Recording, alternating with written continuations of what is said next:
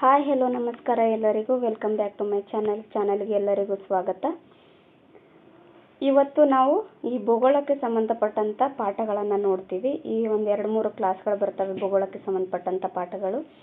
ಅಧ್ಯಾಯ 22 ಏಷ್ಯಾ ಖಂಡದ ಬಗ್ಗೆ ನೋಡೋಣ. Good evening everyone. ಯಾರೆಲ್ಲ ನನ್ನ ಚಾನಲನ್ನು ಇನ್ನೂ ಸಬ್ಸ್ಕ್ರೈಬ್ ಮಾಡ್ಕೊಂಡಿಲ್ವೋ ದಯವಿಟ್ಟು ನನ್ನ ಚಾನಲನ್ನು ಸಬ್ಸ್ಕ್ರೈಬ್ ಮಾಡ್ಕೊಳ್ಳಿ. ನೀವು ಸಬ್ಸ್ಕ್ರೈಬ್ ಮಾಡ್ಕೊಳ್ಳೋದ್ರಿಂದ ನನಗೊಂದಿಷ್ಟು ಪ್ರೇರಣೆ ಸಿಕ್ಕಂಗಾಗುತ್ತೆ, ಇನ್ನೂ ಹೆಚ್ಚು ವಿಡಿಯೋ ಮಾಡೋದಕ್ಕೆ ನನಗೊಂದಿಷ್ಟು ಸಹಕಾರ ಕೊಟ್ಟಂಗಾಗುತ್ತೆ. ಹಾಗಾಗಿ ನನ್ನ ಚಾನಲನ್ನು ಸಬ್ಸ್ಕ್ರೈಬ್ ಮಾಡ್ಕೊಳ್ಳಿ. ಓಕೆ, ನೆಕ್ಸ್ಟ್ ಕ್ಲಾಸ್ ಸ್ಟಾರ್ಟ್ ಮಾಡೋಣ ಬನ್ನಿ. ಈ ಏಷ್ಯಾ ಖಂಡದ ಪರಿಚಯವನ್ನು ನೋಡೋಣ. ಪ್ರಪಂಚದ ಭೂಖಂಡಗಳಲ್ಲಿ ಏಷ್ಯಾ ದೊಡ್ಡದು. ಪ್ರಪಂಚದಲ್ಲೇ ಏಷ್ಯಾ ಖಂಡ ಅತಿ ದೊಡ್ಡ ಖಂಡವಾಗಿದೆ. ಹೀಗಾಗಿ ಅದು ಪ್ರಾಕೃತಿಕ ಲಕ್ಷಣ, ವಾಯುಗುಣ, ಸಸ್ಯವರ್ಗ, ವನ್ಯಜೀವಿ, ಮಣ್ಣಿನ ಪ್ರಕಾರ ಮೊದಲಾದವುಗಳಲ್ಲಿ ವೈವಿಧ್ಯತೆಯನ್ನು ಹೊಂದಿದೆ. ಸಸ್ಯವರ್ಗಗಳಲ್ಲಿ ಮತ್ತೆ ಅಂದರೆ ಅರಣ್ಯಗಳಾಗಿರಬಹುದು, ಈ ವನ್ಯಜೀವಿಗಳಂತ ಪ್ರಾಣಿ ಪಕ್ಷಿಗಳಾಗಿರ್ಬೋದು, ಮಣ್ಣಿನ ಪ್ರಕಾರ ಅಂತಂದರೆ ಕೆಂಪು ಮಣ್ಣು, ಕಪ್ಪು ಮಣ್ಣು, ಈ ಥರ ಮಣ್ಣಿನ ಪ್ರಕಾರಗಳು ಬರ್ತಾವಲ್ಲ ಅದರಲ್ಲಿ, ಮತ್ತು ವಾಯುಗುಣ ಎಲ್ಲದರಲ್ಲೂ ಸಹ ಈ ಏಷ್ಯಾ ಖಂಡ ವೈವಿಧ್ಯತೆಯನ್ನು ಹೊಂದಿದೆ. ಈ ಖಂಡದಲ್ಲಿ ಅತ್ಯಂತ ಎತ್ತರವುಳ್ಳ ಪರ್ವತ, ಪ್ರಸ್ಥಭೂಮಿಗಳು, ಫಲವತ್ತಾದ ವಿಶಾಲ ಮೈದಾನ, ಮರುಭೂಮಿ, ನದಿ ವ್ಯವಸ್ಥೆ ಮತ್ತು ಸರೋವರಗಳು ಸಹ ಇಲ್ಲಿ ಕಂಡುಬರುತ್ತೆ. ಜೊತೆಗೆ ಭಾಷೆ, ಧರ್ಮ, ಜನಸಂಖ್ಯೆ ಹಂಚಿಕೆ ಮತ್ತು ಜನಸಾಂದ್ರತೆಗಳಲ್ಲಿ ಸಹ ವೈವಿಧ್ಯತೆಯನ್ನು ನಾವು ಕಾಣಬಹುದು. ಆದ್ದರಿಂದ ಏಷ್ಯಾವನ್ನು ಏನಂತ ಕರೀತಾರೆ? ವೈವಿಧ್ಯತೆಗಳ ಖಂಡ ಅಂತ ಕರೀತಾರೆ. ಇದು ಪ್ರೀವಿಯಸ್ ಎಕ್ಸಾಮ್ಗಳೇನು ನಡೆದಿದ್ದಾವಲ್ಲ ಈ ಹಿಂದೆ, ಆ ಎಕ್ಸಾಮ್ಗಳಲ್ಲಿ ಸಾಕಷ್ಟು ಸಾರಿ ಕೇಳಿದ್ದಾರೆ ಈ ಕ್ವಶನ್. ವೈವಿಧ್ಯತೆಗಳ ಖಂಡ ಅಂತ ಯಾವ ಖಂಡವನ್ನು ಕರೀತಾರೆ ಅಂತ. ಏಷ್ಯಾ ಖಂಡವನ್ನು ವೈವಿಧ್ಯತೆಗಳ ಖಂಡ ಅಂತ ಕರೀತಾರೆ.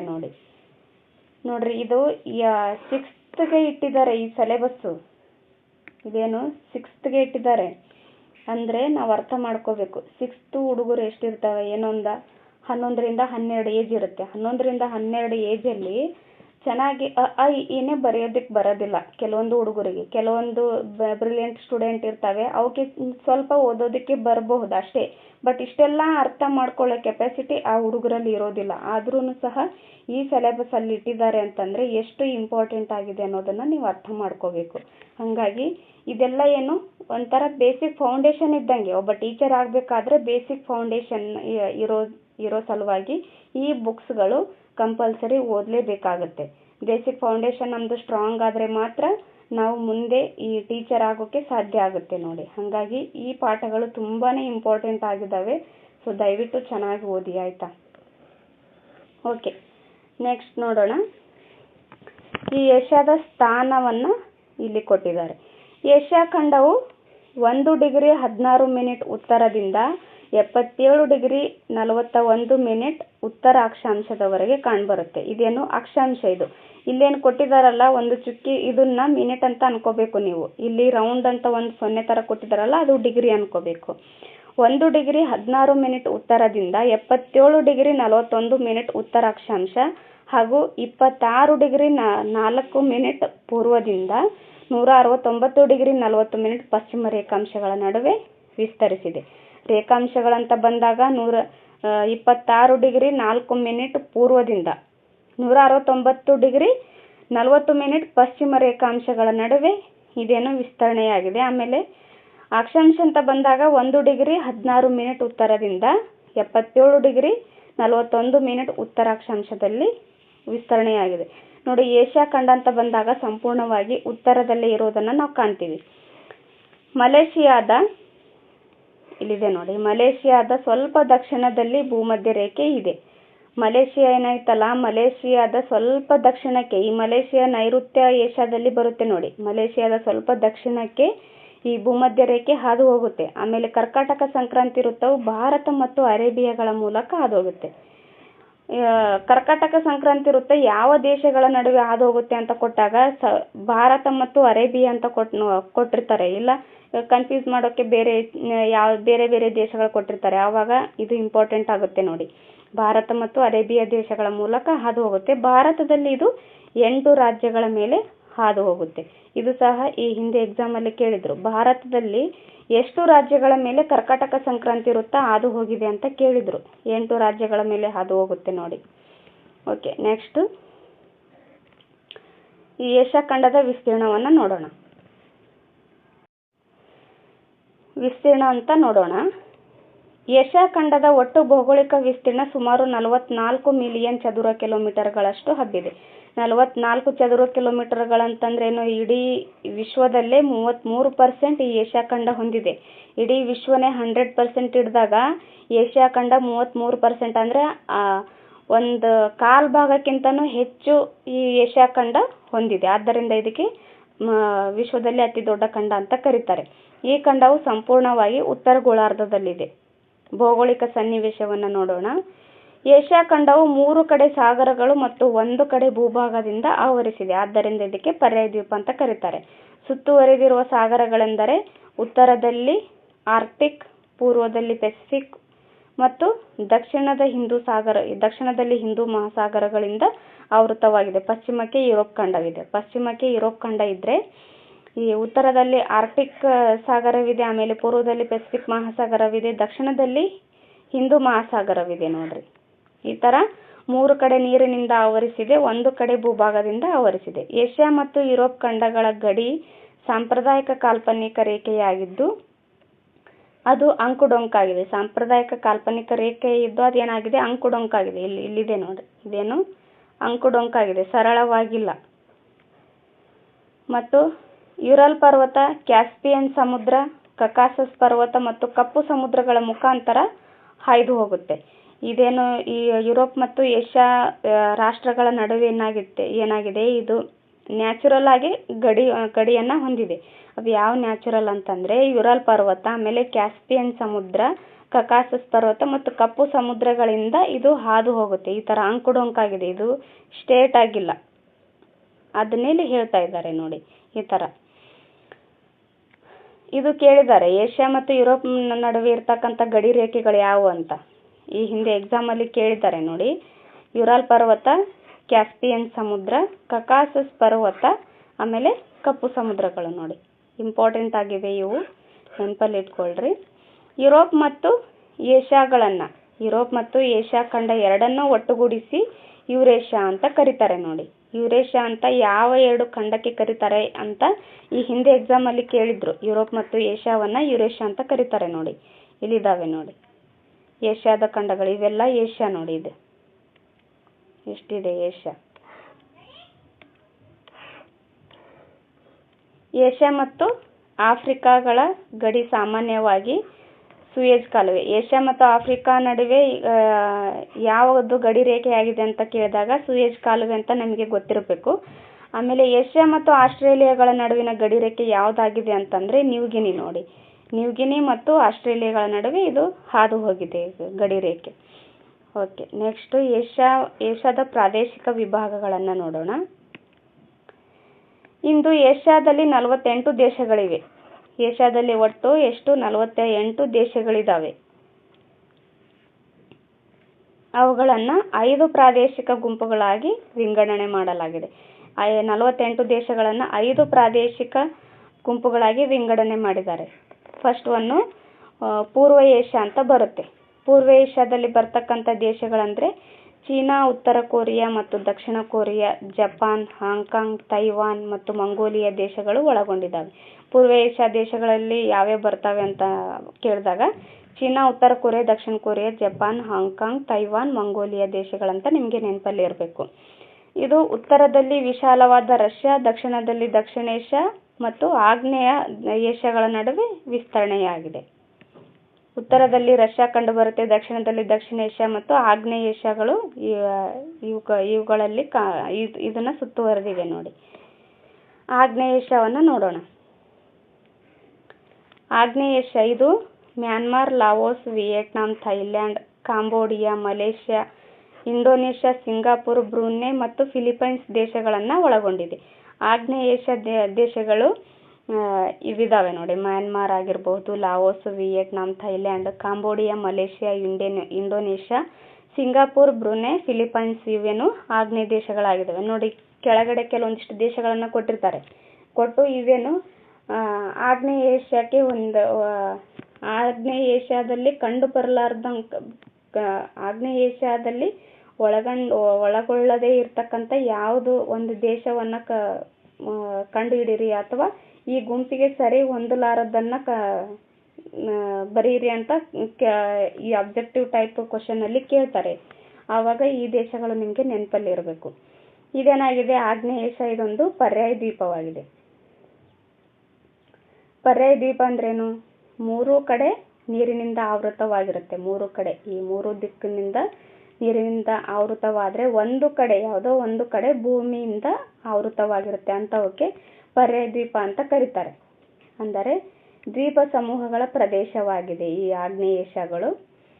ಉದಾಹರಣೆಗೆ ಸುಮಾತ್ರಾ, ಜಾವಾ, ಸುಲಾವೇಸಿ, ಬೋರ್ನಿಯೋ, ಪಪುವಾ ಇತ್ಯಾದಿಗಳು ಈ ಆಗ್ನೇಯ ಏಷ್ಯಾದಲ್ಲಿ ಕಂಡುಬರುತ್ತವೆ. ಇದರ ಪಶ್ಚಿಮಕ್ಕೆ ಹಿಂದೂ ಮಹಾಸಾಗರ ಮತ್ತು ಪೂರ್ವಕ್ಕೆ ಪೆಸಿಫಿಕ್ ಸಾಗರಗಳು ಇದ್ದಾವೆ. ಪಶ್ಚಿಮಕ್ಕೆ ಈ ಹಿಂದೂ ಮಹಾಸಾಗರ ಇದ್ದರೆ ಪೂರ್ವದ ಕಡೆಗೆ ಪೆಸಿಫಿಕ್ ಮಹಾಸಾಗರಗಳಿಂದ ಆವೃತವಾಗಿದ್ದಾವೆ. ಇಲ್ಲಿದ್ದಾವೆ ನೋಡಿ ಆಗ್ನೇಯ ಏಷ್ಯಾ ದೇಶಗಳು. ಇವೆಲ್ಲ ಆಗ್ನೇಯ ಏಷ್ಯಾ ದೇಶಗಳಿವು.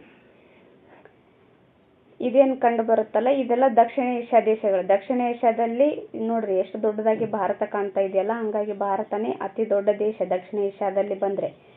ಇವೆಲ್ಲ ಚೀನಾ, ಇದು ಮಧ್ಯ ಏಷ್ಯಾಗಳು. ಇವು ನೈಋತ್ಯ ಏಷ್ಯಾ ದೇಶಗಳು. ಇವೆಲ್ಲ ಪೂರ್ವ ಏಷ್ಯಾ ದೇಶಗಳು. ಓಕೆ, ಇವು ಮಧ್ಯ ಏಷ್ಯಾ ದೇಶಗಳು ಬರ್ತವೆ. ರಷ್ಯಾ ಕೂಡ ಮಧ್ಯ ಏಷ್ಯಾದಲ್ಲೇ ಬರುತ್ತೆ ನೋಡಿ. ಇವೇನೋ ಪೆಟ್ರೋಲಿಯಂ ನಿಕ್ಷೇಪ ಆಮೇಲೆ ನೈಸರ್ಗಿಕ ಅನಿಲಗಳು ಅತಿ ಹೆಚ್ಚಾಗಿ ಈ ದೇಶಗಳಲ್ಲಿ ಕಂಡು ಬರ್ತವೆ. ಯಾಕಂದ್ರೆ ಇಲ್ಲಿ ಮರುಭೂಮಿಗಳು ಹೆಚ್ಚಾಗಿ ಕಂಡು ಬರ್ತವೆ ಈ ನೈಋತ್ಯ ಏಷ್ಯಾ ದೇಶಗಳಲ್ಲಿ. ಮರುಭೂಮಿಗಳು ಆಮೇಲೆ ಅರೆ ಮರುಭೂಮಿಗಳಂತಹ ಪ್ರದೇಶಗಳನ್ನ ಇದು ಒಳಗೊಂಡಿರೋದ್ರಿಂದ ಇಲ್ಲಿ ಅತಿ ಹೆಚ್ಚಾಗಿ ಪೆಟ್ರೋಲಿಯಂ ಅನಿಲಗಳಾಗಿರ್ಬೋದು, ನೈಸರ್ಗಿಕ ಅನಿಲಗಳಾಗಿರ್ಬೋದು ಇಲ್ಲಿ ಹೆಚ್ಚಾಗಿ ಸಿಗುತ್ತೆ. ನೆಕ್ಸ್ಟ್ ಬರ್ತವೆ ನೋಡೋಣ.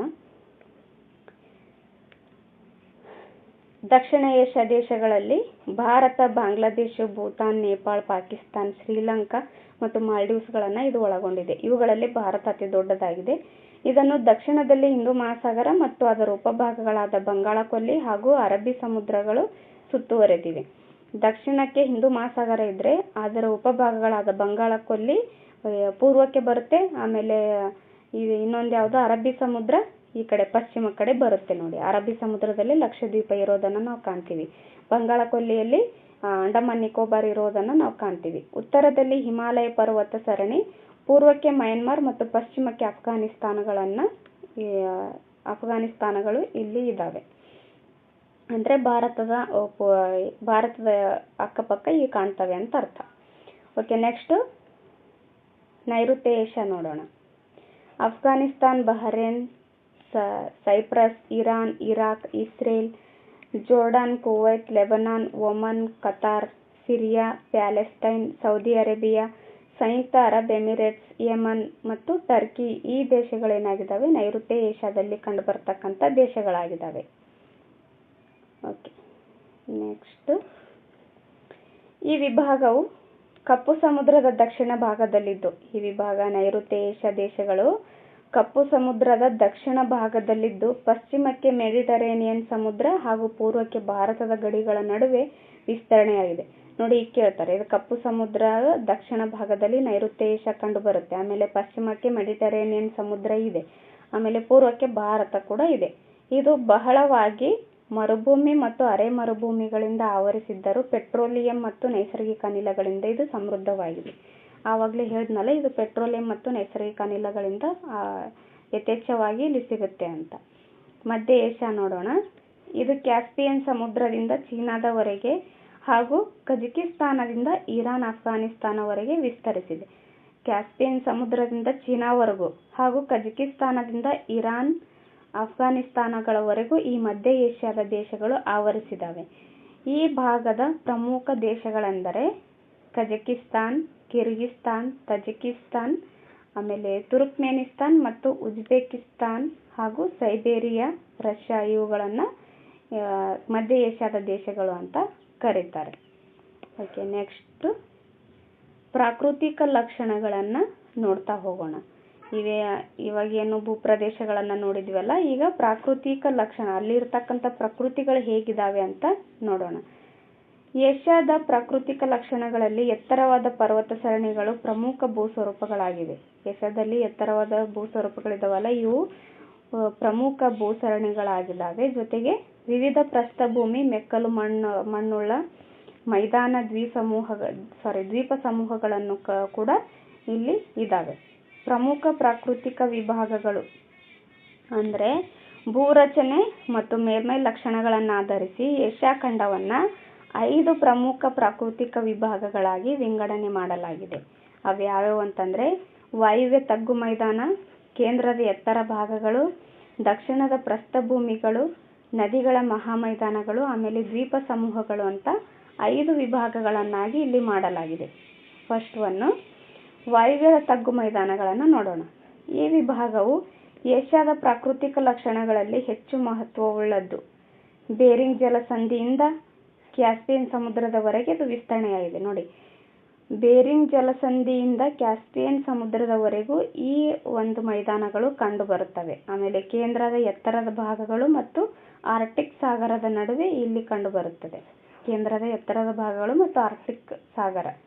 ತ್ರಿಕೋನಾಕಾರವುಳ್ಳ ಈ ವಿಶಾಲವಾದ ತಗ್ಗು ಮೈದಾನವನ್ನ ಸೈಬೇರಿಯಾ ಮೈದಾನ ಅಂತ ಕರೀತಾರೆ. ನೋಡ್ರಿ, ಸೈಬೇರಿಯಾ ಮೈದಾನ ಯಾವ ಒಂದು ವಿಭಾಗದಲ್ಲಿ ಕಂಡು ಬರುತ್ತೆ ಅಂತ ಕೇಳ್ತಾರೆ ಎಕ್ಸಾಮ್ಗೆ.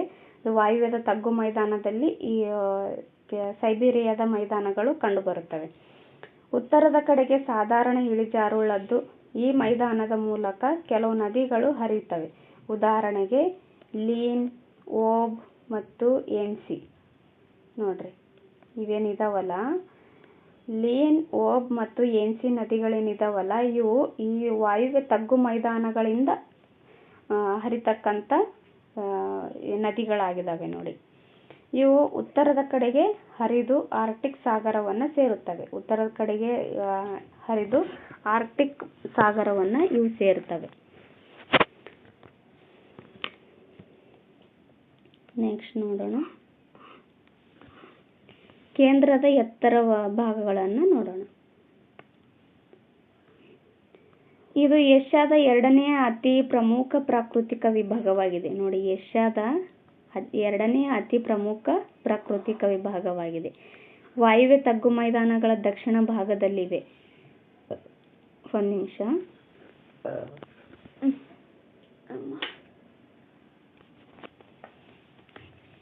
ಓಕೆ,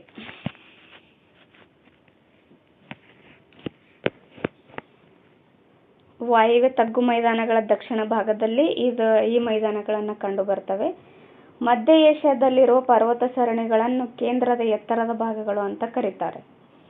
ಮಧ್ಯ ಏಷ್ಯಾದಲ್ಲಿ ಏನು ಪರ್ವತ ಸರಣಿಗಳಿದಾವಲ್ಲ, ಅವುಗಳನ್ನ ಕೇಂದ್ರದ ಎತ್ತರ ಭಾಗಗಳು ಅಂತ ಕರೀತಾರೆ. ಇದು ಏಷ್ಯಾದ ಮೈನರ್ನಿಂದ ಬೇರಿಂಗ್ ಜಲಸಂಧಿವರೆಗೂ ವಿಸ್ತರಣೆಯಾಗಿದೆ.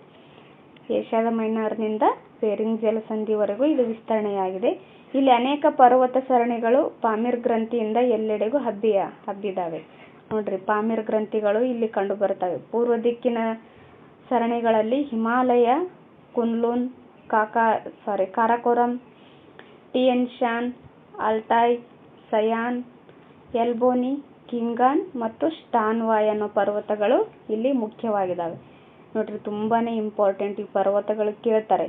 ಈ ಗುಂಪಿಗೆ ಸೇರ್ಲಾರದನ್ನ, ಗುಂಪಿಗೆ ಯಾವುದು ಸರಿ ಹೊಂದೋದಿಲ್ಲ ಅಂತ ಕೇಳ್ತಾರೆ. ಇಲ್ಲ ಯಾವುದೋ ಒಂದು ಕೊಟ್ಟುಬಿಟ್ಟು ಇದು ಯಾವ ವಿಭಾಗದಲ್ಲಿ ಕಂಡು ಬರುತ್ತೆ ಅಥವಾ ಯಾವ ಖಂಡದಲ್ಲಿ ಕಂಡು ಬರುತ್ತೆ ಅಂತ ಈ ತರ ಕೇಳ್ತಾರೆ. ನೋಡಿ, ಹಾಗಾಗಿ ತುಂಬಾನೇ ಇಂಪಾರ್ಟೆಂಟ್ ಆಗುತ್ತೆ. ನೋಡಿ, ಪೂರ್ವ ದಿಕ್ಕಿನಲ್ಲಿ ಹಿಮಾಲಯ, ಕುನ್ಲುನ್, ಕಾರಾಕೋರಂ, ಟಿಯನ್ ಶಾನ್, ಅಲ್ಟಾಯ್, ಸಯಾನ್, ಎಲ್ಬೋನಿ, ಕಿಂಗಾನ್ ಮತ್ತು ಸ್ಟಾನ್ವಾಯ್ ಅನ್ನೋ ಪರ್ವತಗಳು ಇಲ್ಲಿ ಮುಖ್ಯವಾಗಿದ್ದಾವೆ.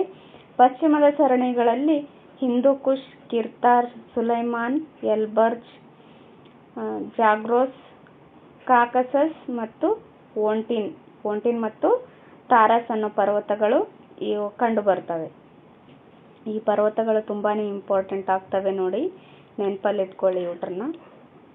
ಮಡಿಕೆ ಪರ್ವತಗಳಾದ ಹಿಮಾಲಯ ಸರಣಿಯು ಪಾಮಿರ್ ಗ್ರಂಥಿಯಿಂದ ಆಗ್ನೇಯಕ್ಕೆ ಹಬ್ಬಿದ್ದಾವೆ.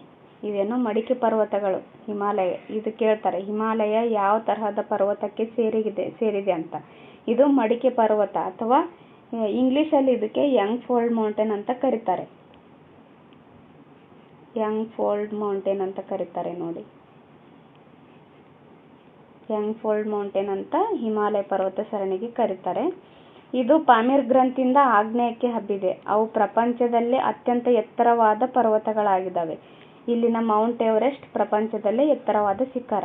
ಮೌಂಟ್ ಎವರೆಸ್ಟ್ ಏನಾಗಿದೆ, ಪ್ರಪಂಚದಲ್ಲೇ ಅತಿ ಎತ್ತರವಾದ ಶಿಖರವಾಗಿದೆ.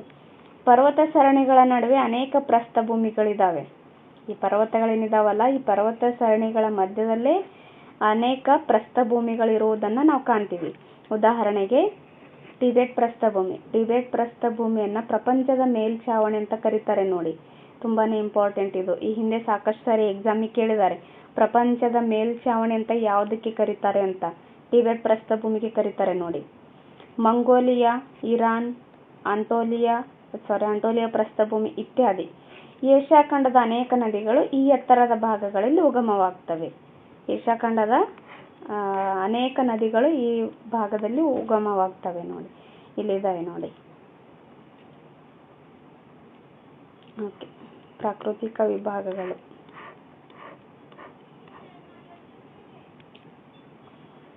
ದಕ್ಷಿಣ ಪ್ರಸ್ಥಭೂಮಿಗಳನ್ನು ನೋಡ್ತಾ ಹೋಗೋಣ. ಇವು ಕಠಿಣ ಮತ್ತು ಸ್ಫಟಿಕ ಶಿಲೆಗಳಿಂದ ರಚನೆಗೊಂಡಿವೆ. ಪುರಾತನ ಪ್ರಸ್ಥಭೂಮಿಗಳು ಕಠಿಣ ಮತ್ತು ಸ್ಫಟಿಕ ಶಿಲೆಗಳಿಂದ ರಚನೆಗೊಂಡ ಪುರಾತನ ಪ್ರಸ್ಥಭೂಮಿಗಳಾಗಿದ್ದಾವೆ. ಅಂದರೆ ಪ್ರಾಚೀನ ಪ್ರಸ್ಥಭೂಮಿಗಳು ಅಂತಾನು ಅರ್ಥ ಆಗುತ್ತೆ ಇದರದ್ದು. ಇವುಗಳಲ್ಲಿ ಪ್ರಮುಖವಾದವುಗಳೆಂದರೆ ಅರೇಬಿಯಾ ಅಂದರೆ ದಕ್ಕನ್, ಭಾರತ. ಈ ಭಾರತದ ದಕ್ಷಿಣ ಭಾಗ ಏನೈತಲ್ಲ, ಅದು ದಕ್ಷಿಣ ಪ್ರಸ್ಥಭೂಮಿ ಅಂತ ಕರೀತಾರೆ. ಅಂದರೆ ಈ ಕಠಿಣ ಮತ್ತು ಸ್ಫಟಿಕ ಶಿಲೆಗಳಿಂದ ಅದು ರಚನೆಗೊಂಡಿದೆ. ನೆಕ್ಸ್ಟ್ ಯುನ್ನಾನ್, ಚೀನಾದಲ್ಲಿ ಬರುತ್ತೆ. ಶಾನ್, ಇದು ಮಯನ್ಮಾರಲ್ಲಿ ಬರ್ತಕ್ಕಂಥ ಪ್ರಸ್ಥಭೂಮಿಗಳಾಗಿದ್ದಾವೆ ನೋಡಿ. ಭಾರತದ ದಕ್ಕನ್ ಪ್ರಸ್ಥಭೂಮಿ ಈ ರೀತಿಯಾಗಿದೆ ನೋಡಿ. ಭಾರತದಲ್ಲಿ ಈ ರೀತಿಯಾದ ಇದಿಷ್ಟು ಏನಾಗುತ್ತೆ, ಇದು ಭಾರತದ ದಕ್ಕನ್ ಪ್ರಸ್ಥಭೂಮಿ ಆಗಿದೆ ಭಾರತದಲ್ಲಿ. ಓಕೆ, ನೆಕ್ಸ್ಟ್ ನೋಡೋಣ. ಅರೇಬಿಯಾ ಪ್ರಸ್ಥಭೂಮಿ ಒಂದು ಪರ್ಯಾಯ ದ್ವೀಪ ಮತ್ತು ಇದೊಂದು ಶುಷ್ಕ ಪ್ರದೇಶವಾಗಿದೆ. ಅರೇಬಿಯಾ ಏನೈತಲ್ಲ, ಅರೇಬಿಯಾ ಪ್ರಸ್ಥಭೂಮಿ ಇದೊಂದು ಪರ್ಯಾಯ ದ್ವೀಪವಾಗಿದೆ ಹಾಗೂ ಇದೊಂದು ಶುಷ್ಕ ಪ್ರದೇಶನೂ ಆಗಿದೆ ನೋಡಿ. ದಕ್ಕನ್ ಪ್ರಸ್ಥಭೂಮಿ ಭಾರತದ ಪರ್ಯಾಯ ದ್ವೀಪದ ಹೆಚ್ಚು ಭಾಗವನ್ನು ಆವರಿಸಿದೆ. ಅಂದರೆ ಭಾರತದ ಪರ್ಯಾಯ ದ್ವೀಪಗಳೇನಿದಾವಲ್ಲ, ಅದೇನು ದಕ್ಕನ್ ಪ್ರಸ್ಥಭೂಮಿ ಭಾರತದ ಪರ್ಯಾಯ ದ್ವೀಪದ ಹೆಚ್ಚು ಭಾಗಗಳನ್ನು ಇದು ಆವರಿಸಿಕೊಂಡಿದೆ. ಪರ್ಯಾಯ ದ್ವೀಪ ಅಂದರೆ ನೀವೇನಿಲ್ಲ, ಕಾಮನ್ ಆಗಿ ತಿಳ್ಕೊಂಡ್ಬಿಡ್ಬೇಕು. ಮೂರು ಕಡೆಯಿಂದನೂ ನೀರಿನಿಂದ ಆವೃತವಾದರೆ ಒಂದು ಕಡೆ ಭೂಭಾಗದಿಂದ ಆವೃತವಾಗಿರುತ್ತೆ. ಆ ರೀತಿಯಾಗಿ ಈ ಭಾರತದ ಅರ್ಧಕ್ಕಿಂತ ಹೆಚ್ಚು ಭಾಗ ಈ ಪರ್ಯಾಯ ಪ್ರಸ್ಥಭೂಮಿ ಕಡೆಗೆ ದಕ್ಕನ್ ಪ್ರಸ್ಥಭೂಮಿ ಕಡೆಗೆ ಇದೆ ಅನ್ನೋದು ಇದರ ಅರ್ಥ ಆಗುತ್ತೆ. ಮಧ್ಯ ಭಾರತದ ಬೆಟ್ಟದ ಸಾಲುಗಳು ಪಶ್ಚಿಮ ಘಟ್ಟ ಹಾಗೂ ಪೂರ್ವ ಘಟ್ಟಗಳ ನಡುವೆ ಇದು ಇದೆ. ಇದು ಪೂರ್ವ ದಿಕ್ಕಿಗೆ ಇಳಿಜಾರಾಗಿದ್ದು ಆ ಮೂಲಕ ಅನೇಕ ನದಿಗಳು ಹರಿಯುವವು. ಪೂರ್ವ ದಿಕ್ಕಿಗೆ ಇಳಿಜಾರಾಗಿರೋದ್ರಿಂದ ಅನೇಕ ನದಿಗಳು ಪೂರ್ವ ದಿಕ್ಕಿನ ಕಡೆಗೆ ಹರಿದು ಬಂಗಾಳ ಕೊಲ್ಲಿಗೆ ಸೇರ್ತವೆ. ಚೀನಾದ ನೈಋತ್ಯಕ್ಕೆ ಯುನ್ನಾನ್ ಪ್ರಸ್ಥಭೂಮಿ ಇದೆ. ಇದೊಂದು ಉನ್ನತ ಸುಣ್ಣದ ಕಲ್ಲು ಪ್ರದೇಶ. ಇದು ಇಂಪಾರ್ಟೆಂಟ್. ಚೀನಾದ ನೈಋತ್ಯಕ್ಕೆ ಏನಿದೆ, ಯುನ್ನಾನ್ ಪ್ರಸ್ಥಭೂಮಿ ಇದೆ. ಇದೇನು ಉನ್ನತ ಸುಣ್ಣದ ಕಲ್ಲು ಪ್ರದೇಶವಾಗಿದೆ. ಇದರ ಮುಂದುವರಿದ ಭಾಗವೇ ಶಾನ್ ಪ್ರಸ್ಥಭೂಮಿಯಾಗಿದೆ. ಈ ತರನು ಕೇಳಬಹುದು ಎಕ್ಸಾಮ್ಗೆ. ಈ ಯುನ್ನಾನ್ ಪ್ರಸ್ಥಭೂಮಿಯ ಮುಂದುವರೆದ ಭಾಗ ಅಂತೇಳಿ ಯಾವ ಪ್ರಸ್ಥಭೂಮಿಗೆ ಕರೀತಾರೆ ಅಂತ ಕೇಳ್ತಾರೆ. ಅವಾಗ ನೆನಪಲ್ಲಿ ಇರಬೇಕು ನಿಮಗೆ, ಶಾನ್ ಪ್ರಸ್ಥಭೂಮಿ ಆಗಿದೆ. ನದಿಗಳ ಮಹಾಮೈದಾನವನ್ನು ನೋಡೋಣ. ಹಿಂದೂ ಸಾಗರ ಅಥವಾ ಪೆಸಿಫಿಕ್ ಮಹಾಸಾಗರಗಳಿಗೆ ಸೇರುವ ಏಷ್ಯಾದ ನದಿಗಳ ಮೈದಾನಗಳನ್ನೊಳಗೊಂಡಿದೆ. ಇಲ್ಲಿ ಹರಿಯುವ ನದಿಗಳು ಮೆಕ್ಕಲು ಮಣ್ಣನ್ನು ಸಂಚಯನ ಮಾಡುವುದರೊಂದಿಗೆ ಫಲವತ್ತಾದ ಮೈದಾನಗಳನ್ನು ನಿರ್ಮಿಸಿವೆ. ಅಂದರೆ ಫಲವತ್ತಾದ ಈ ನದಿಗಳು ಸಂಚಯನ ಮಾಡ್ತಾವಲ್ಲ, ಅಂದರೆ ನದಿಗಳ ಮೂಲಕ ಹರಿದು ಬರುತ್ತಲ್ಲ ಏನು ಮಣ್ಣು, ಅದನ್ನ ಫಲವತ್ತಾದ ಮೈದಾನವನ್ನು ನಿರ್ಮಾಣ ಮಾಡಿದೆ ಈ ನದಿಗಳು. ಈ ಭಾಗದ ಪ್ರಮುಖ ಮೈದಾನಗಳೆಂದರೆ ಸಿರಿಯಾ ಮತ್ತು ಇರಾಕ್ನ ಟೈಗ್ರಿಸ್ ಮತ್ತು ಯುಫ್ರೆಟಿಸ್ ಸಿರಿಯಾ ಮತ್ತು ಇರಾಕ್ನಲ್ಲಿ ಕಂಡುಬರುತ್ತೆ. ಆಮೇಲೆ ಭಾರತ ಮತ್ತು ಪಾಕಿಸ್ತಾನಗಳ ನಡುವೆ ಸಿಂಧೂ ಗಂಗಾ ಮೈದಾನಗಳು ಕಂಡುಬರ್ತವೆ. ಆಮೇಲೆ ಮಯನ್ಮಾರ್ನ ಇರುವಾಡಿ, ಇಂಡೋ ಚೀನಾದ ಮಿನಾಯ್ ಮತ್ತು ಮಿಕಾಂಗ್, ಚೀನಾದ ಇದಕ್ಕೆ ಯಾಂಗಟ್ಸೆ ನದಿ ಅಂತಾನೂ ಕರೀತಾರೆ. ಆಮೇಲೆ ಸಿಕಿಯಾಂಗ್ ಮತ್ತು ವಾಂಗೋ ನದಿ ಮೈದಾನಗಳು ಇವು ಹೆಚ್ಚು ಜನಭರಿತವಾಗಿವೆ. ಇದು ಕೇಳಿದ್ದಾರೆ ನೋಡಿ. ಈ ಪ್ರಾಚೀನ ನಾಗರಿಕತೆಗಳು ಇಂತಹ ನದಿಗಳ ಬಯಲಿನಲ್ಲೇ ಉಗಮಗೊಂಡಿದ್ದಾವೆ ನೋಡಿ. ಸಿರಿಯಾ ಮತ್ತು ಇರಾಕ್ನಲ್ಲಿ ಯುಫ್ರೇಟಿಸ್ ಮತ್ತು ಟೈಗ್ರಿಸ್ ಮೈದಾನಗಳು ಕಂಡು ಬರ್ತವೆ. ಭಾರತ ಮತ್ತು ಪಾಕಿಸ್ತಾನಗಳ ನಡುವೆ ಸಿಂಧೂ ಗಂಗಾ ಮೈದಾನಗಳು ಕಂಡು ಬಂದರೆ, ಮಯನ್ಮಾರ್ನ ಇರವಾಡಿ, ಇಂಡೋಚೀನಾದ ಮಿನಾಯ್ ಮತ್ತು ಮಿಕಾಂಗ್, ಚೀನಾದ ಜಿಯಾಂಗ್ ಅಂದರೆ ಯಾಂಗಟ್ಸೆ ಅಂತ ಕರೀತಾರೆ, ಸಿಕಿಯಾಂಗ್ ಮತ್ತು ವಾಂಗೋ ನದಿ ಮೈದಾನಗಳು ಇಲ್ಲಿ ಕಂಡು ಬರ್ತವೆ. ಇವು ಹೆಚ್ಚು ಜನಭರಿತವಾಗಿದ್ದಾವೆ ನೋಡಿ. ನೆಕ್ಸ್ಟ್ ನೋಡೋಣ, ದ್ವೀಪ ಸಮೂಹಗಳು. ಏಷ್ಯಾ ಖಂಡದ ಆಗ್ನೇಯ ಮತ್ತು ಪೆಸಿಫಿಕ್ ತೀರಗಳಲ್ಲಿ ಅನೇಕ ದ್ವೀಪಗಳಿದ್ದಾವೆ. ಅವು ಉತ್ತರದಲ್ಲಿ ಕಮಚಟ್ಕಾದಿಂದ ದಕ್ಷಿಣದಲ್ಲಿ ಫಿಲಿಪೈನ್ಸ್ ಮತ್ತು ಬೋರ್ನಿಯೋವರೆಗೆ ಮಾಲೆಯಂತೆ ಹಬ್ಬಿದ್ದಾವೆ ನೋಡ್ರಿ. ಉತ್ತರದಲ್ಲಿ ಕಮಚಟ್ಕಾದಿಂದ ಆವರಿಸಿದೆ. ಉತ್ತರದಲ್ಲಿ ಯಾವ್ದು ಕಂಡು ಬರುತ್ತೆ? ಕಮಚಟ್ಕಾ ಕಂಡು ಬಂದ್ರೆ, ದಕ್ಷಿಣದಲ್ಲಿ ಫಿಲಿಪೈನ್ಸ್ ಮತ್ತು ಬೋರ್ನಿಯೋದವರೆಗೆ ಇವೇನೋ ಮಾಲೆಯಂತೆ ಅಂದ್ರೆ ಒಂದು ಹಾರದಂತೆ ಹಬ್ಬಿದ್ದಾವೆ. ಅವು 5 ಸಮುದ್ರಗಳಿಂದ ಆವರಿಸಿದೆ. 5 ಸಮುದ್ರಗಳು ಯಾವ್ಯಾವು ಅಂತಂದ್ರೆ, ಓಕೋಟಸ್ಕ್ ಸಮುದ್ರ, ಆಮೇಲೆ ಜಪಾನ್ ಸಮುದ್ರ, ಹಳದಿ ಸಮುದ್ರ, ಯೆಲ್ಲೋ ಸಮುದ್ರ ಅಂತಾನೂ ಕರೀತಾರೆ, ಆಮೇಲೆ ಪೂರ್ವ ಚೀನಾ ಸಮುದ್ರ ಮತ್ತು ದಕ್ಷಿಣ ಚೀನಾ ಸಮುದ್ರಗಳ ನಡುವೆ ಇವು ಆವರಿಸಿದ್ದಾವೆ. ಪ್ರಮುಖ ದ್ವೀಪ ಸಮೂಹಗಳೆಂದರೆ ಕ್ಯುರೈಲ್, ಜಪಾನ್, ಲಾಚು, ಫಿಲಿಪೈನ್ಸ್ ಮತ್ತು ಬೋರ್ನಿಯೋ. ಇವೇನು ಪ್ರಮುಖ ದ್ವೀಪಗಳಾಗಿದ್ದಾವೆ. ಇವುಗಳಲ್ಲಿ ಬಹಳಷ್ಟು ಜ್ವಾಲಾಮುಖಿ ಜನಿತವಾದವು. ಅಂದ್ರೆ ಇವುಗಳಲ್ಲಿ ಏನಾಗಿದ್ದಾವೆ? ಬಹಳಷ್ಟು ಈ ಜ್ವಾಲಾಮುಖಿಯಿಂದ ನಿರ್ಮಾಣಗೊಂಡಂತ ದ್ವೀಪಗಳಾಗಿದ್ದಾವೆ. ಜೊತೆಗೆ ಫಲವತ್ತಾದ ಮಣ್ಣು, ಆಳವಾದ ಕಣಿವೆ ಮತ್ತು ಶಂಖಾಕೃತಿ ಪರ್ವತಗಳನ್ನು ಸಹ ಇಲ್ಲಿ ಹೊಂದಿದ್ದಾವೆ. ಓಕೆ, ನೆಕ್ಸ್ಟ್ ನೋಡೋಣ, ಪ್ರಮುಖ ನದಿಗಳು ಮತ್ತು ವ್ಯವಸಾಯವನ್ನ ನೋಡೋಣ. ಏಷ್ಯಾದ ನದಿಗಳು. ಏಷ್ಯಾದ ನದಿ ಜಾಲಗಳಲ್ಲಿ ವೈವಿಧ್ಯವಿದೆ. ಅಂದ್ರೆ ಈ ಏಷ್ಯಾನೇ ವೈವಿಧ್ಯಮಯ ಖಂಡವಾಗಿರೋದ್ರಿಂದ ಈ ನದಿ ಜಾಲದಲ್ಲೂ ಸಹ ವೈವಿಧ್ಯತೆಯನ್ನು ನಾವು ಕಾಣ್ತೀವಿ. ಈ ಖಂಡದ ನದಿ ವ್ಯವಸ್ಥೆಯ ಮೇಲೆ ಪ್ರಾಕೃತಿಕ ಲಕ್ಷಣ ಮತ್ತು ಸುತ್ತಲಿನ ಜಲರಾಶಿಗಳ ಪ್ರಭಾವ ಬೀರಿವೆ. ಆರ್ಟಿಕ್, ಪೆಸಿಫಿಕ್ ಮತ್ತು ಹಿಂದೂ ಮಹಾಸಾಗರಗಳಿಂದ ಏಷ್ಯಾವನ್ನ ಸುತ್ತುವರಿದಿವೆ. ಈ ಖಂಡದಲ್ಲಿ ಹರಿಯುವ ಹೆಚ್ಚಿನ ಸಂಖ್ಯೆಯ ನದಿಗಳು ಈ ಸಾಗರಗಳಿಗೆ ಸೇರುವವು. ಹೀಗಾಗಿ ಸಾಗರಗಳಿಗೆ ನದಿಗಳು ಸೇರುವುದನ್ನಾಧರಿಸಿ ಏಷ್ಯಾದ ನದಿಗಳನ್ನ 4 ಗುಂಪುಗಳಾಗಿ ವಿಂಗಡಣೆ ಮಾಡಲಾಗಿದೆ. ಹೆಂಗ್ ಪ್ರಾಕೃತಿಕವಾಗಿ ಯಾವ ರೀತಿಯಾಗಿ 5 ಪ್ರಕಾರಗಳಾಗಿ ವಿಂಗಡಣೆ ಮಾಡಿತ್ತಲ್ಲ, ಅದೇ ರೀತಿಯಾಗಿ ನದಿಗಳನ್ನು 4 ಪ್ರಕಾರಗಳಾಗಿ ವಿಂಗಡಣೆ ಮಾಡಲಾಗಿದೆ. ಫಸ್ಟ್ ಒಂದು ನೋಡ್ತಾ ಬರೋಣ. ಹಿಂದೂ ಮಹಾಸಾಗರಕ್ಕೆ ಸೇರುವ ನದಿಗಳು. ಹಿಂದೂ ಮಹಾಸಾಗರಕ್ಕೆ ಯಾವ್ಯಾವ ನದಿಗಳು ಸೇರ್ತವೆ ಅಂತ ಇಲ್ಲಿ ಕೊಟ್ಟಿದ್ದಾರೆ. ಈ ಗುಂಪಿಗೆ ಸೇರಿದ ಮುಖ್ಯ ನದಿಗಳಂದ್ರೆ ಸಿರಿಯಾ ಹಾಗೂ ಇರಾಕ್ ದೇಶಗಳ ಟೈಗ್ರಿಸ್ ಮತ್ತು ಯುಫ್ರೇಟಿಸ್ ನದಿಗಳು. ಪರ್ಷಿಯಾ ಖಾರಿಯನ್ನು ಪಾಕಿಸ್ತಾನ ಮತ್ತು ಭಾರತದ ಸಿಂಧೂ, ಗಂಗಾ ಮತ್ತು ಬ್ರಹ್ಮಪುತ್ರ ನದಿಗಳು ಹಿಮಾಲಯದಲ್ಲಿ ಉಗಮಿಸಿ ದಕ್ಷಿಣಕ್ಕೆ ಹರಿದು ಹಿಂದೂ ಸಾಗರವನ್ನು ಸೇರ್ತವೆ. ಹಿಮಾಲಯದಲ್ಲಿ ಉಗಮವಾಗ್ತವೆ ಇವೇನು. ಪಾಕಿಸ್ತಾನ ಮತ್ತು ಭಾರತ ಸಿಂಧೂ, ಗಂಗಾ ಮತ್ತು ಬ್ರಹ್ಮಪುತ್ರ ನದಿಗಳು ಹಿಮಾಲಯದಲ್ಲಿ ಉಗಮವಾಗ್ತವೆ, ದಕ್ಷಿಣಕ್ಕೆ ಹರಿದು ಹಿಂದೂ ಸಾಗರವನ್ನ ಸೇರ್ತವೆ ನೋಡಿ, ಹಿಂದೂ ಮಹಾಸಾಗರವನ್ನ. ಮ್ಯಾನ್ಮಾರ್ನ ಸಿಟ್ಯಾಂಗ್, ಸಾಲ್ವಿನ್ ಮತ್ತು ಇರವಾಡಿ ನದಿಗಳು ಬಂಗಾಳ ಕೊಲ್ಲಿಗೆ ಸೇರ್ತವೆ. ಇವು ಬಂಗಾಳ ಕೊಲ್ಲಿಗೆ ಸೇರ್ತವೆ, ಹಿಂದೂ ಮಹಾಸಾಗರಕ್ಕೆ ಸೇರ್ತವೆ. ಸೆಕೆಂಡ್ ಒನ್ ಪೆಸಿಫಿಕ್ ಸಾಗರ ಸೇರುವ ನದಿಗಳು. ಪೆಸಿಫಿಕ್ ಮಹಾಸಾಗರಕ್ಕೆ ಸೇರುವ ನದಿಗಳು ಯಾವ್ಯಾವ ಅಂದ್ರೆ ಅಮೂರ್, ರಷ್ಯಾದ ಅಮೂರ್ ನೋಡ್ರಿ. ಅಮೂರ್ ನದಿ ಎಲ್ಲಿ ಕಂಡು ಬರುತ್ತೆ ಅಂತ ಕೇಳಬಹುದು. ರಷ್ಯಾದಲ್ಲಿ ಕಂಡು ಬರುತ್ತೆ. ಆಮೇಲೆ ಚೀನಾದ ವಾಂಗೋ ಮತ್ತು ಜಿಯಾಂಗ್, ಇದಕ್ಕೆ ಯಾಂಗಟ್ಸ್ ಅಂತ ಕರೀತಾರೆ, ಮತ್ತು ಸಿಕಿಯಾಂಗ್ ನದಿಗಳು ಪೂರ್ವದ ಕಡೆಗೆ ಹರಿಯುತ್ತಾ ಕ್ರಮವಾಗಿ ಓಕೋಟ್ಸ್ಕ, ಹಳದಿ ಸಮುದ್ರ ಮತ್ತು ಚೀನಾ ಸಮುದ್ರಗಳನ್ನ ಸೇರ್ತವೆ. ಇವೇನಾಗ್ತವೆ? ಕ್ರಮವಾಗಿ ಓಕೋಟ್ಸ್ಕ ನದಿ ಮತ್ತು ಹಳದಿ ಸಮುದ್ರ ಮತ್ತು ಚೀನಾ ಸಮುದ್ರಗಳನ್ನ ಇವು ಸೇರ್ತವೆ ನೋಡಿ. ಇಂಡೋ ಚೀನಾದ ಮಿನಾಯ್ ಮತ್ತು ಮಿಕಾಂಗ್ ನದಿಗಳು ದಕ್ಷಿಣ ಚೀನಾ ಸಮುದ್ರವನ್ನು ಸೇರ್ತವೆ.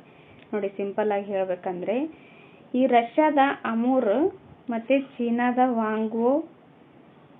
ವಾಂಗ್ವೋ ನದಿ, ಜಿಯಾಂಗ್ ಇವೆರಡು ಒಂದೇ. ಜಿಯಾಂಗ್ ಅವು ಬೇರೆ ಬೇರೆ ಅಲ್ಲ. ಜಿಯಾಂಗ್ ಇವೆರಡೂ ಒಂದೇ, ಅದಕ್ಕೆ ಯಾಂಗಟ್ಸೆ ಅಂತಲೂ ಕರೀತಾರೆ. ಮತ್ತು ಸಿಕಿಯಾಂಗ್ ನದಿಗಳು ಪೂರ್ವದ ಕಡೆಗೆ ಹರಿಯುತ್ತಾ ಏನಾಗ್ತವೆ, ಕ್ರಮವಾಗಿ ಒಖೋಟ್ಸ್ಕ್ ಹಳದಿ ಸಮುದ್ರ ಮತ್ತು ಚೀನಾ. ಈ ಅಮೂರ್, ವಾಂಗ್ವೋ ಇವೇನು ಒಖೋಟ್ಸ್ಕ್ ನದಿ ಸೇರಿದ್ರೆ ಜಿಯಾಂಗ್ ಹಳದಿ ಸಮುದ್ರವನ್ನು ಸೇರ್ತವೆ, ಸಿಕಿಯಾಂಗ್ ಚೀನಾ ಸಮುದ್ರವನ್ನು ಸೇರ್ತವೆ. ಆಮೇಲೆ ಇಂಡೋ ಚೀನಾದ ಮಿನಾಯ್ ಮತ್ತು ಮಿಕಿಯಾಂಗ್ ನದಿಗಳಾವಲ್ಲ, ಇವು ದಕ್ಷಿಣ ಚೀನಾ ಸಮುದ್ರವನ್ನು ಸೇರ್ತವೆ. ನೋಡಿ, ಕನ್ಫ್ಯೂಸ್ ಮಾಡ್ಕೊಳ್ಬೇಡ್ರಿ, ಸೂಕ್ಷ್ಮವಾಗಿ ಓದ್ಕೊಳ್ರಿ. ಇಲ್ಲಿ ನೋಡ್ರಿ ಕೊಟ್ಟಿದ್ದಾರೆ ನೋಡಿ. ಇರುವಾಡಿ ನದಿ ಇದೆ, ಮಿಕಿಯಾಂಗ್ ಇದೆ, ಇಲ್ಲಿದೆ ನೋಡ್ರಿ ಮಿಕಾಂಗ್ ನದಿ ಇದೆ, ಯಾಂಗಟ್ಸೆ, ಸಿಕಿಯಾಂಗ್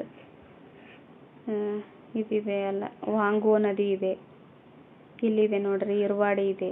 ಈ ಥರ ಇಲ್ಲಿ ಇವೆಲ್ಲನೂ ಬಂಗಾಳ ಕೊಲ್ಲಿಗೆ ಸೇರ್ತವೆ ನೋಡ್ರಿ. ಮಹಾನದಿ, ನರ್ಮದಾ, ಗೋದಾವರಿ, ಕೃಷ್ಣ, ಕಾವೇರಿ ಇವೆಲ್ಲನೂ ಇಲ್ಲಿ ಯಮುನಾ ನದಿಗಳು ಸಹ ಬಂಗಾಳ ಕೊಲ್ಲಿಗೆ ಸೇರ್ತವೆ ನೋಡ್ರಿ. ಈ ಮ್ಯಾಪನ್ನು ನೀಟಾಗಿ ಅಬ್ಸರ್ವ್ ಮಾಡಬೇಕು, ಅರ್ಥ ಆಗುತ್ತೆ ನಿಮಗೆ. ಓಕೆ, ನೆಕ್ಸ್ಟ್ ನೋಡೋಣ. ಒಂದು ನಿಮಿಷ, ಪೂರ್ತಿ ಮುಂದಕ್ಕೆ ಹೋಗ್ಬಿಟ್ವಿ ನಾವು. ವಾಯುಗುಣ ಬಂತು. ಈ ಪಾಠ ತುಂಬಾ ದೊಡ್ಡದಾಗಿತ್ತು. ಇದು ಒಂದೇ ಕ್ಲಾಸಲ್ಲಿ ಹೇಳೋಕ್ಕಾಗಲ್ಲ, ಯಾಕಂದ್ರೆ ಸುಮಾರು 2 ತಾಸು ಬೇಕು. ಇದು ಅಷ್ಟು ಸ್ಪೀಡಾಗಿ ಹೇಳಿದ್ರು 2 ತಾಸು ಬೇಕು ಇದಕ್ಕೆ. ಹಾಗಾಗಿ ಅರ್ಧ ಇವತ್ತು ಹೇಳ್ತೀನಿ, ಇನ್ನರ್ಧ ನಾಳೆ ಹೇಳ್ತೀನಿ. ನೋಡೋಣ, ಇವತ್ತು 1 ತಾಸಲ್ಲೇ ಮುಗಿಸೋದಕ್ಕೆ ಟ್ರೈ ಮಾಡ್ತೀನಿ, ಆಗಿಲ್ಲ ಅಂದರೆ ನಾಳೆ ಹೇಳ್ತೀನಿ. ಓಕೆ, ನೆಕ್ಸ್ಟು ಆರ್ಕ್ಟಿಕ್ ಸಾಗರಕ್ಕೆ ಸೇರುವ ನದಿಗಳು ಯಾವುವು ಅಂತ ನೋಡೋಣ. ಓಬ್, ಎನ್ಸಿ ಮತ್ತು ಲೀನ್ ಇವೇನಾಗಿದ್ದಾವೆ, ಆರ್ಕ್ಟಿಕ್ ಸಾಗರಕ್ಕೆ ಸೇರುವ ನದಿಗಳಾಗಿದ್ದಾವೆ. ಇವು ಕೇಂದ್ರದ ಉನ್ನತ ಭಾಗಗಳಲ್ಲಿ ಉಗಮ ಹೊಂದಿ ಉತ್ತರಕ್ಕೆ ಹರಿದು ಆರ್ಕ್ಟಿಕ್ ಸಾಗರವನ್ನು ಸೇರ್ತವೆ. ನೋಡ್ರಿ, ಕೇಂದ್ರದ ಉನ್ನತ ಭಾಗಗಳಲ್ಲಿ ಉಗಮವಾಗ್ತವೆ. ಅಲ್ಲಿ ಆಗಲೇ ನಾವು ಓದಿದ್ವಲ್ಲ, ಕೇಂದ್ರದ ಉನ್ನತ ಭಾಗಗಳಂದ್ರೆ ಎತ್ತರದ ಭಾಗಗಳಂತ ಓದಿದ್ವಲ್ಲ, ಅಲ್ಲಿ ಓದಿದ್ವಲ್ಲ ಇವು ಓಬ್, ಎನ್ಸಿ ಮತ್ತು ಲೀನ್ ಇವೇನಾಗ್ತವೆ, ಉತ್ತರಕ್ಕೆ ಹರಿದು ಆರ್ಕ್ಟಿಕ್ ಸಾಗರವನ್ನು ಸೇರ್ತವೆ. ಒಳನಾಡಿನ ನದಿಗಳಂತ ಬರುತ್ತೆ. ಈ ಗುಂಪಿಗೆ ಸೇರಿದ ನದಿಗಳು ಒಳನಾಡಿನ ಸಮುದ್ರಗಳಿಗೆ ಸೇರುವ. ಉದಾಹರಣೆಗೆ ವೋಲ್ಗಾ ಮತ್ತು ಯುರಾಲ್ ನದಿ ಕ್ಯಾಸ್ಪಿಯನ್ ಸಮುದ್ರವನ್ನು, ಮತ್ತು ಅಮುದರಿಯಾ ಮತ್ತು ಸಿರ್ದರಿಯಾ ನದಿಗಳು ಅರಾಲ್ ಸಮುದ್ರವನ್ನು ಸೇರ್ತವೆ. ನೋಡ್ರಿ, ಇಷ್ಟು ಟಫ್ ಆಗಿದೆ ಈ ಪಾಠ. ಇಂಥ ಪಾಠನ 6ನೇ ಕ್ಲಾಸ್ ಹುಡುಗರಿಗೆ ಇಟ್ಟಿದ್ದಾರಂದ್ರೆ ಯಾವ ಥರ ಅರ್ಥ ಮಾಡ್ಕೋಬೇಕು 6ನೇ ಕ್ಲಾಸ್ ಹುಡುಗರು? ನಮಗೆ ಅರ್ಥ ಮಾಡ್ಕೊಳ್ಳೋದಕ್ಕೆ ಕಷ್ಟ ಆಗುತ್ತೆ. ಈ ಒಂದ್ಸತಿ ಓದಿದ್ರೆ ಇದು ಅರ್ಥ ಆಗಲ್ಲ, ಸುಮಾರು 2 ಸಾರಿನಾದರೂ ಓದಲೇಬೇಕು. ನಾವೇ ಓದಿದ್ರೆ ಅಷ್ಟು ಈಸಿಯಾಗಿ ಅರ್ಥ ಆಗಲ್ಲ. ಬೇರೆಯವರು ಈ ಥರ ಅರ್ಥ ಮಾಡಿಸಿ ಹೇಳಿದ್ರೆ ನಮಗೆ ಬೇಗ ಅರ್ಥ ಆಗುತ್ತೆ. ಆ ಥರ ಇದೆ ಇದು.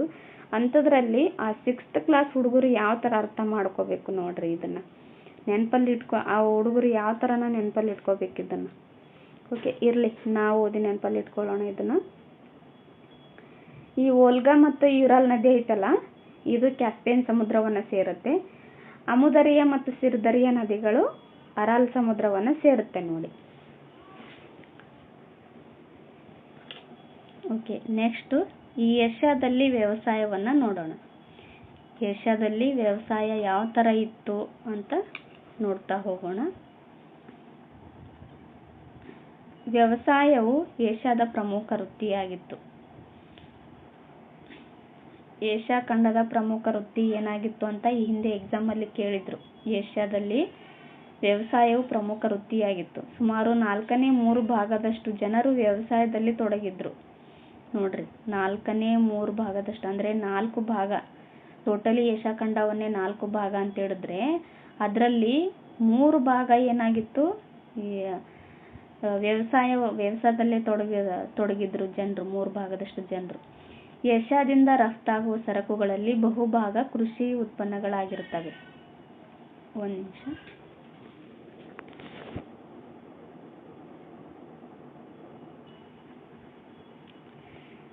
ಏಷ್ಯಾದ ವ್ಯವಸಾಯ ಮತ್ತು ನದಿ ವ್ಯವಸ್ಥೆಗಳ ನಡುವೆ ನಿಕಟವಾದ ಸಂಬಂಧವಿದೆ. ಅಂದರೆ ಏಷ್ಯಾದ ವ್ಯವಸಾಯ ಮತ್ತು ನದಿ ವ್ಯವಸ್ಥೆ ಅದಲ್ಲ, ಈ ಎರಡರ ನಡುವೆನೂ ನಿಕಟವಾದ ಸಂಬಂಧ ಇಲ್ಲಿ ಇದೆ. ಸೈಬೇರಿಯಾವನ್ನು ಹೊರತುಪಡಿಸಿ ಉಳಿದ ಹೆಚ್ಚಿನ ಭಾಗಗಳಲ್ಲಿ ವ್ಯವಸಾಯವು ನದಿ ಬಯಲುಗಳಲ್ಲಿ ರೂಢಿಯಲ್ಲಿದೆ. ಅಂದರೆ ನದಿ ಬಯಲು ಅಂದರೆ ನದಿಗಳಿರ್ತಾವಲ್ಲ, ನದಿ ಬಯಲಿನಲ್ಲಿ ಫಲವತ್ತಾದ ಮಣ್ಣಿನಿಂದ ಆವರಿಸ್ಕೊಂಡಿರುತ್ತೆ. ಅಂದರೆ ಫಲವತ್ತಾದ ಮಣ್ಣು ಆ ಪ್ರದೇಶದಲ್ಲಿ ಕಂಡು ಬರುತ್ತೆ. ಅಲ್ಲಿ ಯಥೇಚ್ಛವಾಗಿ ಕೃಷಿಯನ್ನು ಮಾಡೋದಕ್ಕೆ ಅವಕಾಶ ಸಿಗುತ್ತೆ. ಅಲ್ಲಿ ಬೆಳೆ ಕೂಡ ಚೆನ್ನಾಗಿ ಬರುತ್ತೆ. ಇದಕ್ಕೆ ಇಲ್ಲಿನ ಫಲವತ್ತಾದ ಮಣ್ಣು ಮತ್ತು ನೀರಾವರಿ ಮೂಲಕ ನೀರು ಪೂರೈಕೆ ಮುಖ್ಯ ಕಾರಣವಾಗಿದೆ. ನೋಡ್ರಿ, ಫಲವತ್ತಾದ ಮಣ್ಣು ಇರುತ್ತೆ, ನದಿ ಸಂಚಯನದಿಂದ ಅಲ್ಲಿ ಮೆಕ್ಕಲು ಮಣ್ಣು ಅದು ಬಂದಿರುತ್ತಲ್ಲ, ಅಂತಹ ಮಣ್ಣು ಈ ಕೃಷಿಗೆ ಯೋಗ್ಯವಾದಂತಹ ಮಣ್ಣಾಗಿರುತ್ತೆ. ಫಲವತ್ತಾದ ಮಣ್ಣಾಗಿರ್ಬೋದು, ಆ ನದಿಗಳಿಂದ ನೀರು ಪೂರೈಕೆ ಮಾಡಿರೋದಾಗಿರ್ಬೋದು, ಇದೇ ನೀರಾವರಿ ವ್ಯವಸ್ಥೆ ಮಾಡೋ ಮೂಲಕ ಈ ಕೃಷಿಗೆ ಮುಖ್ಯ ಕಾರಣವಾಗುತ್ತೆ. ನೆಕ್ಸ್ಟ್ ನೋಡೋಣ. ಏಷ್ಯಾದ ಅನೇಕ ದೇಶಗಳಲ್ಲಿ ರೈತರು ಸಾಗುವಳಿ ಕಾರ್ಯಗಳಿಗೆ ಕೈಯಿಂದ ಮಾಡಿದ ಉಪಕರಣ ಮತ್ತು ಪ್ರಾಣಿಗಳನ್ನು ಉಪಯೋಗಿಸುವವರು. ಕೈಗಳಿಂದ ಮಾಡಿರ್ತಕ್ಕಂಥ ವಸ್ತುಗಳನ್ನು ಆಮೇಲೆ ಪ್ರಾಣಿಗಳನ್ನು ಈ ಸಾಗುವಳಿಗಾಗಿ ಯೂಸ್ ಮಾಡ್ತಾರೆ ಇಲ್ಲಿರ್ತಕ್ಕಂಥ ಜನರು. ಅವರು ಸಾಂದ್ರ ಬೇಸಾಯ ಪದ್ಧತಿಯನ್ನು ಅನುಸರಿಸ್ತಾರೆ. ರೂಢಿಯಲ್ಲಿರುವ ಇತರೆ ಬೇಸಾಯ ಕ್ರಮಗಳೆಂದರೆ ನೀರಾವರಿ ಬೇಸಾಯ, ಒಣ ಬೇಸಾಯ, ನೆಡುತೋಪು ಬೇಸಾಯ, ಮಿಶ್ರ ಬೇಸಾಯ, ಸ್ಥಳಾಂತರ ಬೇಸಾಯ ಇತ್ಯಾದಿ. ಇತ್ತೀಚೆಗೆ ಆಧುನಿಕ ವ್ಯವಸಾಯ ಉಪಕರಣ, ರಾಸಾಯನಿಕ ಗೊಬ್ಬರ, ಅಧಿಕ ಇಳುವರಿ ನೀಡುವ ತಳಿಗಳ ಬಳಕೆ ಇತ್ಯಾದಿಗಳು ಏಷ್ಯಾದ ಕೆಲವು ದೇಶಗಳಲ್ಲಿ ಹೆಚ್ಚು ರೂಢಿಗೆ ಬಂದಿವೆ. ಆದಾಗ್ಯೂ ಇನ್ನೂ ಅನೇಕ ದೇಶಗಳಲ್ಲಿ ಹಲವು ಕಾರಣಗಳಿಂದ ಇಳುವರಿ ಕಡಿಮೆ ಇದೆ. ಈಗ ಹೆಚ್ಚಾಗಿ ರಸಗೊಬ್ಬರಗಳನ್ನು ಬಳಸೋದ್ರಿಂದ ಅಲ್ಲೇನಾಗುತ್ತೆ, ಮಣ್ಣು ಫಲವತ್ತತೆಯನ್ನು ಕಳೆದುಕೊಂಡು ಅಲ್ಲಿ ಕೃಷಿಗೆ ಸ್ವಲ್ಪ ಅಡೆತಡೆ ಉಂಟಾಗುತ್ತೆ. ನೋಡ್ರಿ, ಇದೇನು ಕೊಟ್ಟಿದ್ದಾರಲ್ಲ, ಸಾಂದ್ರ ಬೇಸಾಯ, ಆಮೇಲೆ ನೀರಾವರಿ ಬೇಸಾಯ ಅಂತಂದರೆ ಇದೇನು ಬೆಳೆಗಳನ್ನ ಬೆಳೆಯೋದಕ್ಕೋಸ್ಕರ ನೀರನ್ನು ಯೂಸ್ ಮಾಡ್ತಾರಲ್ಲ, ಅದಕ್ಕೆ ನೀರಾವರಿ ಬೇಸಾಯ ಅಂತ ಕರೀತಾರೆ. ಅಂದರೆ ಮಳೆಯನ್ನು ಆಧರಿಸದೆ ನೀರನ್ನು ಅಲ್ಲಿ ಹರಿಸಿ ಬೆಳೆಗಳನ್ನು ಬೆಳೆಯೋದು. ಒಣ ಬೇಸಾಯ ಅಂತಂದರೆ ಮಳೆಯನ್ನು ಆಧರಿಸಿದ ಬೆಳೆಗಳನ್ನು ಒಣ ಬೇಸಾಯ ಅಂತ ಕರೀತಾರೆ. ನೆಡುತೋಪು ಬೇಸಾಯ ಅಂತಂದರೆ ಈ ಕಾಫಿ ಆಗಿರ್ಬೋದು, ಚಹಾ ಆಗಿರ್ಬೋದು, ಅಂದರೆ ತೋಟದ ಆಕಾರವಾಗಿ ತೋಟದ ರೀತಿಯಲ್ಲಿ ಮಾಡಿಕೊಂಡು ನೆಡುತೋಪು ಬೇಸಾಯನ ಮಾಡ್ತಾರೆ. ಮಿಶ್ರ ಬೇಸಾಯ ಅಂತಂದರೆ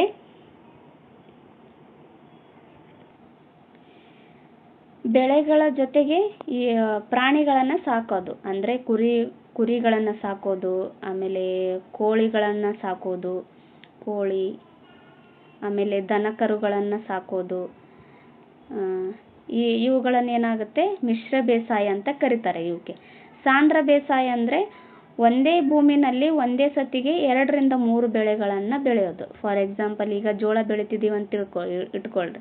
1-2 ಸಾಲು ಜೋಳ ಇದ್ದರೆ ಇನ್ನೊಂದೆರಡು ಸಾಲು ತೊಗರಿ ಇರುತ್ತೆ, ಇಲ್ಲ ಇನ್ನೊಂದೆರಡು ಸಾಲು ಸಜ್ಜೆ ಇರುತ್ತೆ. ಈ ಥರ ಇದು ಮಾಡ್ತಾರಲ್ಲ, ಅದಕ್ಕೆ ಸಾಂದ್ರ ಬೇಸಾಯ ಅಂತ ಕರೀತಾರೆ ನೋಡಿ. ಓಕೆ, ನೆಕ್ಸ್ಟ್ ನೋಡೋಣ.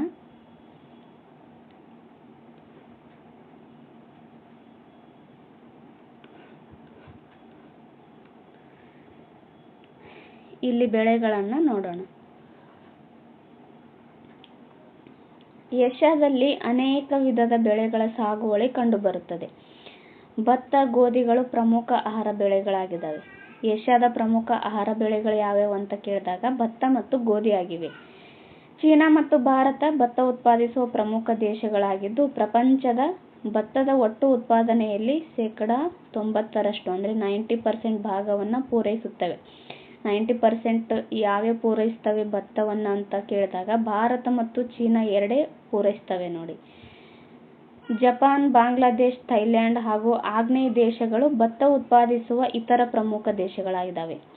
ಚೀನಾ, ಭಾರತ, ಪಾಕಿಸ್ತಾನ್ ಮತ್ತು ಏಷ್ಯಾದ ರಷ್ಯಾ ಭಾಗಗಳು ಗೋಧಿ ಉತ್ಪಾದಿಸುವ ಪ್ರಮುಖ ದೇಶಗಳಾಗಿದ್ದಾವೆ ನೋಡಿ. ಭಾರತ ಮತ್ತು ಚೀನಾ ಅಂತ ಬಂದಾಗ ಭತ್ತನೂ ಉತ್ಪಾದನೆ ಮಾಡ್ತವೆ, ಆಮೇಲೆ ಗೋಧಿ ಉತ್ಪಾದನೆಯಲ್ಲೂ ಸಹ ಮುಂಚೂಣಿಯಲ್ಲಿದ್ದಾವೆ ನೋಡಿ. ನೆಕ್ಸ್ಟ್ ನೋಡೋಣ. ಪ್ರಪಂಚದ ಸ್ವಾಭಾವಿಕ ರಬ್ಬರ್ ಮತ್ತು ಚಹಾ ಉತ್ಪಾದನೆಯಲ್ಲಿ ಏಷ್ಯಾ ಮುಂದಿದೆ. ಏಷ್ಯಾ ಏನಾಗಿದೆ, ಪ್ರಪಂಚದಲ್ಲಿ ಸ್ವಾಭಾವಿಕ ರಬ್ಬರು ಆಮೇಲೆ ಚಹಾ ಉತ್ಪಾದನೆಯಲ್ಲಿ ಏಷ್ಯಾ ಮುಂದೆ ಇದೆ. ಇಂಡೋನೇಷ್ಯಾ, ಮಲೇಷ್ಯಾ, ಥೈಲ್ಯಾಂಡ್ಗಳು ಇಂಡೋನೇಷ್ಯಾ ಪ್ರಮುಖ ಸ್ವಾಭಾವಿಕ ರಬ್ಬರ್ ಉತ್ಪಾದಕರು ನೋಡ್ರಿ. ಇಂಡೋನೇಷ್ಯಾ, ಮಲೇಷ್ಯಾ, ಥೈಲ್ಯಾಂಡ್ಗಳು ಇಂಡೋನೇಷ್ಯಾ ಪ್ರಮುಖ ಸ್ವಾಭಾವಿಕ ರಬ್ಬರ್ ಉತ್ಪಾದಕರಾಗಿದ್ದಾರೆ ಇವೆಲ್ಲ ದೇಶಗಳು.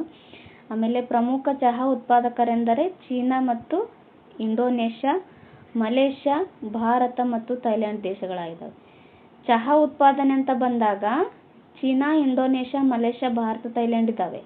ಅದೇ ಸ್ವಾಭಾವಿಕ ರಬ್ಬರ್ ಅಂತ ಬಂದಾಗ ಇಂಡೋನೇಷ್ಯಾ, ಮಲೇಷ್ಯಾ, ಥೈಲ್ಯಾಂಡ್ಗಳಾಗಿದ್ದಾವೆ ನೋಡಿ, ಕನ್ಫ್ಯೂಸ್ ಮಾಡ್ಕೊಳ್ಬಿಟ್ರಿ. ಓಕೆ, ನೆಕ್ಸ್ಟ್ ನೋಡೋಣ. ಏಷ್ಯಾದಲ್ಲಿ ಬೆಳೆಯುವ ಇತರ ಪ್ರಮುಖ ಬೆಳೆಗಳೆಂದರೆ ಇಲ್ಲಿ ಕಾಫಿ ಅಂತ ಬಂದಾಗ ಇಲ್ಲಿ ಇನ್ನೊಂದು ಮೆನ್ಷನ್ ಮಾಡಬೇಕು. ಕಾಫಿ ಉತ್ಪಾದನೆಯಲ್ಲಿ ಭಾರತದಲ್ಲೇ ಅತಿ ಹೆಚ್ಚು ಕಾಫಿ ಉತ್ಪಾದನೆ ಮಾಡೋದಂತಂದ್ರೆ ನಮ್ಮ ಹೆಮ್ಮೆಯ ಕರ್ನಾಟಕ ನೋಡಿ.